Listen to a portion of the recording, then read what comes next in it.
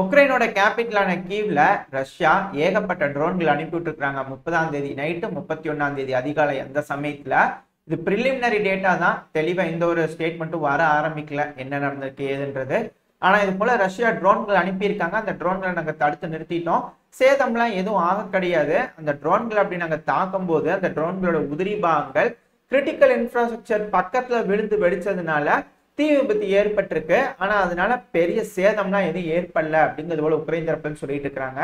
Critical இன்ஃப்ராஸ்ட்ரக்சர்னா மக்களுக்கு ரொம்ப முக்கியமான இன்ஃப்ராஸ்ட்ரக்சர். உதாரணத்துக்கு இந்த கரண்ட் எல்லாம் தயாரிப்பாங்க இல்லையா, இந்த பவர் ஹவுஸ் இது போல பல ஏரியாக்கள்லாம் இருக்குங்களா, மக்கள் அத்தியாவசியத்துக்கு தேவைப்படக்கூடிய ஃபெசிலிட்டிஸ், கவர்மெண்ட்னால ரன் பண்ணக்கூடிய ஃபெசிலிட்டிஸ், அது மேல தாக்குதல் பண்ண ட்ரை பண்ணிட்டு இருக்காங்க. இது போல தீவிரவாத தாக்குதல் நியூ இயர் வருதுன்னு கூட பார்க்காம ரஷ்யா செஞ்சுட்டு இருக்கு அப்படிங்கிறது போல உக்ரைன் தரப்புன்னு சொல்லிக்கிறாங்க. பட் எதுனாலும் ரஷ்யா சைக்காலஜிக்கல் வார்ஃபேர் பண்ணிட்டு இருக்காங்க. அதனாலதான் இந்த நியூ இயர் நெருங்கும் போது இது போல பல தாக்குதல் பண்ணிட்டு இருக்காங்க. அதாவது இந்த போர் ஆரம்பிச்சு 2 வருஷத்துக்கு மேல ஆச்சு. இது போல உக்ரைனோட கேபிட்டல்லையும் சரி உக்ரைன்லயும் சரி தாக்குதலோட வீரியத்தை அதிகப்படுத்தும் போது மக்களுக்கு தெரிய ஆரம்பிக்கும். அதாவது என்னடா இது இத்தனை வருஷம் ஆச்சு இன்னும் முடிஞ்ச பாடு இல்லையா, எப்பதான் முடியும் அப்படிங்கிறது போல மக்களுக்குள்ள ஒரு சைக்காலஜிக்கலா ஒரு இது வந்துடும், வெறுப்புணர்ச்சி வந்துடும் இந்த போர் மேலேயே. அதனால ரஷ்யா இது போல தாக்குதல் பண்ணிட்டு இருக்காங்க அப்படிங்கிறது போல அனலிஸ்ட் சொல்லிட்டு இருக்காங்க. எது எப்படியோ கள நிலவரத்தை எடுத்து பாத்தீங்கன்னா களத்துல பல இடங்கள்லயும் பல முனை தாக்குதல் பண்ணி பல இடங்களை முன்னேறிட்டு இருக்கிறாங்க ரஷ்யா. இது ISW தரப்புல இருந்தே ஸ்லைட்டா மார்ஜினலா ஒரு படி எடுத்து வச்சுக்கிறாங்க அப்படிங்கிறத சொல்லிட்டு இருக்கிறாங்க. ஆனா கூடிய விரைவில் ரொபோ தண்ணி காலி ஆயிரும். 2 to 3 மாசத்துக்குள்ள ஆத்விகா காலி ஆயிரும். அப்புறம் பக்முட்டோட புறநகரங்கள்ல இருக்கக்கூடிய ஹில் பொசிஷன்ஸ்னு சொல்லுவாங்க இல்லையா, அந்த பொசிஷன்ஸ் எல்லாமே இப்போ ரஷ்யாவோட கைப்பிடிக்குள்ள வந்துருச்சு. இப்ப சூழ்நிலை பாத்தீங்கன்னா உக்ரைனோட ஃப்ரண்ட் லைன் எந்த நேரமும் உடஞ்சிடலாம் அப்படிங்கிறது போல இருக்கு. ஏன்னா இன்டென்சிவான தாக்குதல், இன்டென்சிவ்னா ரொம்ப கொடூரமான தாக்குதல், ரொம்ப பல முனை தாக்குதல் பல ஏரியாக்கள் நடத்திட்டு இருக்கிறதுனால அந்த உக்ரைனோட டிஃபென்ஸ் லேயர் உடஞ்சிருச்சுன்னா பக்கவாட்டு தாக்குதல் பண்ண ஆரம்பிச்சிடுவாங்க. அதாவது ஒரு ரப்பர் பேண்ட் இருக்குன்னு வச்சுக்கோங்களேன், அது ஸ்ட்ரெச் பண்ணி நம்ம வச்சிருக்கோம். ரொம்ப தூரம் ஸ்ட்ரெச் பண்ணும்போது அந்த ரப்பர் பேண்ட்ல அந்த ஒரு இடத்துல பிஞ்சிருச்சுன்னு வச்சுக்கோங்களேன், அதுக்குள்ள வந்தாங்கன்னா அப்புறம் போய் அடிச்சுக்கிறதுக்கு எல்லா பக்கத்துலையும் போய் அடிக்க முடியலையா, பின்னாடி வந்து பக்கவாட்டு தாக்குதல்லாம் பண்ண முடியலையா. அந்த ஸ்ட்ரெயிட் லைன்ல நம்ம உடச்சிட்டு உள்ள வந்துட்டோம்னா அதுக்கப்புறம் வளைஞ்சு வளைஞ்சு தாக்குதல் பண்ணும்போது பின்னாடி வந்து தாக்குதல் பண்ண முடியும் ரஷ்ய வீரர்கள்னால. அதனால உக்ரைனோட ஃப்ரண்ட் லைன் கொலாப்ஸ் ஆயிடுச்சுன்னா எல்லாரும் விட்டுட்டு ஓடிடுவாங்க. உக்ரைனால அந்த டினிப்பர் ரிவருக்கு அந்த பக்கத்துல இருக்கிற ஏரியாவை ஃபுல்லா மறந்துட வேண்டியதான். அது போல ஒரு சூழ்நிலை வந்துடும். இதை தடுத்து நிறுத்தணும்னா ஏதாச்சும் ஒரு சைக்காலஜிக்கலா ரஷ்யாவுக்கு பண்ணணும், சைக்காலஜிக்கல் ப்ரெஷர் ரஷ்யாவுக்கு போடணும் அப்படிங்கிறது போல மேற்குலக நாடுகள் நினைக்கிறாங்க அப்படிங்கிறது போல அனலிஸ்ட் எல்லாம் சொல்லிட்டு இருக்காங்க.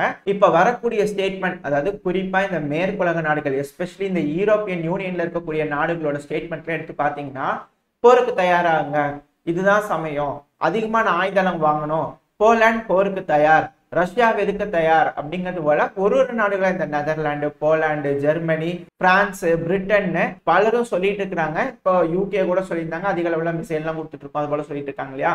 லைனா அவங்களோட ஸ்டேட்மெண்ட்ல எடுத்து பார்க்கும்போது அவங்க போருக்கு தயாராயிட்டு இருக்கிறாங்க அப்படிங்கிறது போல ஒரு விஷயங்கள் நம்மளுக்கு காட்டுற மாதிரி இருக்கு. இதனால ரஷ்யா என்ன செய்வாங்கன்னா, ஒரு வேளை யூரோப்பியன் யூனியன் நம்ம மேல போருக்கு வந்துட்டாங்கன்னா அந்த சமயத்துல நம்மளை தற்காத்துக்கிறதுக்காக ஆயுதங்கள் அதிகமா வேணும், இப்போ உக்ரைன் அடிக்கிறதுக்கு அதிகமான ஆயுதங்களை செலவு பண்ணாம கொஞ்சம் ரிசர்வ் எடுத்து வைக்கணும் அப்படிங்கிறதுக்காக, தாக்குதலோட வீரியம் கம்மி பண்றதுக்காக இது போல ஸ்டேட்மெண்ட்லாம் வந்துட்டு இருக்கு. ரஷ்யா அதெல்லாம் கண்டுக்கிற மாதிரி தெரியல, பல முனை தாக்குதல் பல இடங்களையும் பண்ணிட்டு இருக்காங்க. இவங்க இது போல சொல்ல சொல்ல ரஷ்யா அதிகமான வீரியத்தில் தாக்குதல் பண்ணிட்டு இருக்காங்க தெரிஞ்சிருச்சு. இவங்க சைக்காலஜிக்கல் வார்ஃபேர் பண்ணிட்டு இருக்காங்க. அதை முறியடிக்கிறதுக்கு வேண்டி ரஷ்யா பெருமளவுல முன்னேறிட்டு இருக்காங்க, அவங்களோட திறனை காட்ட ஆரம்பிச்சிருக்காங்க அப்படிங்கிறத சொல்லிட்டு இருக்காங்க. பட் கள நிலவரம் பொறுத்து தான் பார்க்கணும். சில ஏரியாக்கள்ல உக்ரைன் பதிலடி கொடுக்குற மாதிரி இருக்கு, அதாவது தடுத்து நிறுத்துறாங்க, டிஃபெண்ட் பண்றாங்க. ஆனா உக்ரைனோட வீரர்களுக்கு தேவைப்படக்கூடிய அம்யூனிஷன்ஸ் அதிக அளவுல தேவை. இப்ப அம்யூனிஷன்ஸ் இல்ல அப்படிங்கிறது போல உக்ரைன் தரப்புல வீடியோக்கெல்லாம் நம்ம பார்த்துருந்தோம். குறிப்பா இந்த ஆத்விகா பகுதியில் அதெல்லாம் நம்ம பார்த்திருப்போம். அதெல்லாம் என்னதான் ஃபன்னா இருந்தாலும் அதுவும் ஒரு டைப் ஆஃப் சைக்காலஜிக்கல் வார்ஃபேர். அதாவது உக்ரைனோட சோல்ஜர்ஸ் கிட்ட இப்ப ஆயுதங்கள் இல்ல, இப்ப வந்து அடிச்சோம்னா ரஷ்ய வீரர்கள்னால முன்னேறிட முடியும் அப்படின்னு ரஷ்யாவுக்கு தோணிடுச்சுன்னா ரஷ்யா அதிக அளவில் இப்ப எப்படி தாக்குதலோட வீரியத்தை அதிகப்படுத்திக்கிறாங்க அதே போல அதிகப்படுத்தி உள்ள வரும்போது பாத்தீங்கன்னா உக்ரைன் கிட்ட எல்லா ஆயுதமும் இருக்கும். இதனால அதிக அளவிலான உயிர் சேதங்களை ரஷ்ய தரப்புல ஏற்படுத்திடலாம். இதெல்லாம் போர் சூழல், இது போல நாடுகள் செய்வாங்க. இதெல்லாம் நம்ம நம்பிடக்கூடாது. அதாவது பின்வாங்குற மாதிரி இருக்கும். பின்வாங்குறாங்கன்னு சொல்லிட்டு முன்னேறி போனாங்கன்னு வச்சுக்கோங்களேன், அவ்வளவுதான் முடிஞ்சுச்சு. ஏன்னா இந்த ராஜா காலத்து போர்லாம் வந்து பாத்தீங்கன்னு வச்சுக்கோங்க, ராஜாவோட ஒரு படை இருக்கும், முன்னாடி போவாங்க, அதுதான் படையை நம்பி இருப்பாங்க. முன்னாடி போய் நிற்கும் போது அந்த ராஜா தோக்குற மாதிரி இருக்கும், படைகள் பின்வாங்கும். பின்வாங்கி அந்த ராஜா வந்து அந்த காட்டு பகுதிக்குள்ள வந்த உடனே காட்டு பகுதியில் இருக்கக்கூடிய அந்த ராஜாவோட மித்த படைகள் ஒளிஞ்சிருப்பாங்க இல்லையா, அவங்க வந்து சுத்தி வளைச்சிருவாங்க. அது எவ்வளோ பெரிய படையா இருந்தாலும் முன்னாடி போய் நின்னோம்னா எதிர்த்து நிற்க முடியும். பக்கவாட்டு தாக்குதல், பின்புறமா வந்து தாக்குதல் பண்ணும்போது, சூழ்ந்து தாக்குதல் பண்ணும்போது ஒன்றும் செய்ய முடியாது. அது போல ஒரு சுச்சுவேஷன் நடந்துடக்கூடாது. இப்ப யார் இங்க தப்பு பண்ண போறா? இந்த வின்டர்ல ரஷ்யா தப்பு பண்ண போதா, உக்ரைன் தப்பு பண்ண போதா?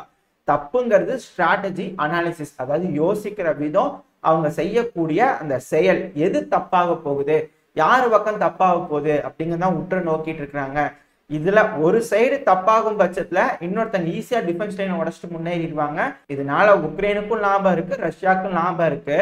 உக்ரைன் கிட்ட இப்ப ஆயுதம் இல்லை அப்படி இப்படின்னு சொல்றாங்களே, அதெல்லாம் சும்மா கட்டுக்கதைங்க. 2030 வரைக்கும் அவங்க கிட்ட ஆயுதம் இருக்கு அப்படிங்கிறது எல்லாம் சொல்லிட்டு இருக்கிறாங்க. சில அனலிஸ்ட் தான் சொல்லிட்டு இருக்கிறாங்க. இதெல்லாம் வச்சு பார்க்கும்போது உக்ரைன் கிட்ட போதுமான அளவுக்கான ஆயுதங்கள் இருக்குதான் போல இருக்கு. ஏன்னா ஒரு டைமும் மில்லியனா ஒரு நாடுகளும் கொடுத்துட்டு இருக்காங்க. அது மட்டும் இல்லாம அமெரிக்கா கிட்ட இருந்து மட்டுமே இந்த வருஷம் மட்டுமே 34 பேக்கேஜ் 24 பில்லியன் அமெரிக்க டாலர் அளவுக்குன்னு ஜெலன்ஸ்கி அவர்கள் சொன்னதை ஒரு பதிவுல பார்த்திருப்போம். இதெல்லாம் வச்சு பார்க்கும்போது அப்ப அதிக அளவுல உக்ரைன் கிட்ட ஆயுதங்கள் இருக்கா அப்படின்ற ஒரு கேள்வி வருது. இதையும் நம்ம வேற மாதிரி யோசிக்கலாம். அதாவது இது போல அதிக அளவுல ஆயுத எய்டு கொடுத்துக்கிறாங்க, உக்ரைன் கிட்ட அதிக அளவுல ஆயுத எய்டு இருக்கு, ஆயுதங்கள் இருக்கு அப்படின்னு ரஷ்யாவை நம்ப வைக்கிறது கூட இது போல சொல்லலாம் அப்படிங்கிறது போல சில அனலிஸ்ட் தான் சொல்லிட்டு இருக்காங்க. அதாவது இருவேறு கருத்துக்கள், மாறுபட்ட கருத்துக்கள் உலா வந்துகிட்டு இருக்கு. எல்லாத்தையும் எடுத்து வந்து உங்ககிட்ட சொல்லியிருக்கிறேன். இந்த ரஷ்யா உக்ரைன் பிரச்சனையில இப்ப என்ன நடந்துட்டு இருக்கு, என்ன நடக்கலாம் அப்படிங்கிற ஒரு வியூகம் உங்களுக்கு கிடைச்சிருக்கும்னு நினைக்கிறேன். இப்ப நம்ம அப்படியே இந்த இஸ்ரேல் காசா பிரச்சனைக்கு போயிடலாம். இஸ்ரேல் காசாவோட வடக்கு பகுதியிலையும் இந்த கான் யூனிஸ் பகுதியிலும் உள்ள முன்னேறி போய் பல பகுதிகளை பிடிச்சிருக்கிறாங்க. இப்படி இருக்கும்போது இந்த போர் நீண்ட நாளுக்கான போர் அப்படிங்கிறது போல சொல்லியிருக்கிறாங்க இல்லையா. இப்போ முன்னிலையில போய் சண்டை பிடிச்சிட்டு இருக்கக்கூடிய வீரர்களுக்கு உயிர் சேதங்கள் இருக்கும், காயம் ஏற்பட்டிருக்கும், இது போல பல விஷயங்கள் இருக்கும். அதனால அந்த பிரிகேடை ஸ்விட்ச் பண்ணும் இல்லையா, அதுக்கான வேலைகளை இஸ்ரேல் ஈடுபட்டிருக்காங்க அப்படிங்கிறதோட சொல்லப்படுது. மொத்தம் 5 பிரிகேடை இஸ்ரேல் வந்து ஸ்விட்ச் பண்றாங்க. ஏன் ஒரே மூட்டை 5 பிரிகேடை ஸ்விட்ச் பண்றாங்க கண்டினியூஸா அப்படிங்கிறது போல இருக்கு. மொத்தம் 5 பிரிகேடு இவங்க பின்வாங்க வைக்கிறாங்க, ரெட்ரீட் பண்ண வைக்கிறாங்க. இதுக்கப்புறம் திருப்பும் புதுசா ஒரு 5 பிரிகேடு உள்ள போகுமா அப்படின்ற கேள்வி வருது. இல்ல வெளியே வரவங்க வெளியே வந்தவங்க தானா அப்படிங்கிறது போல கேள்வியும் இருக்கு. ஏன்னா அனலிஸ்ட் என்ன சொல்றாங்கன்னா, இப்போ முன்னேறி போன இஸ்ரேல் வீரர்களுக்கு பயங்கரமான தாக்குதல் ஏற்பட்டிருக்கு, உயிர் சேதங்கள் அதிகமா இருக்கிறதுனால, காயம் ஏற்பட்டவங்களோட சதவீதம் அதிகமா இருக்கிறதுனாலதான் இப்போ இஸ்ரேல் பின்வாங்குறாங்க, அந்த படைகளை பின்வாங்க வைக்கிறாங்க. இதுக்கப்புறம் திரும்பவும் ரீக்ரூப் ஆயிட்டு உள்ள வருவாங்க, இல்லைன்னா உள்ள வரமாட்டாங்க, கொஞ்சம் கொஞ்சமா பின்வாங்கிக்குவாங்க. ஏன்னா இது ஒரு காம்ப்ளிகேட்டடான போரா இருக்குன்னு இஸ்ரேலை ஒத்துக்கிட்டாங்க இல்லையா, அதனால பின்வாங்கிடுவாங்க அப்படின்னு சில அனலிஸ்டா சொல்லிட்டு இருக்காங்க.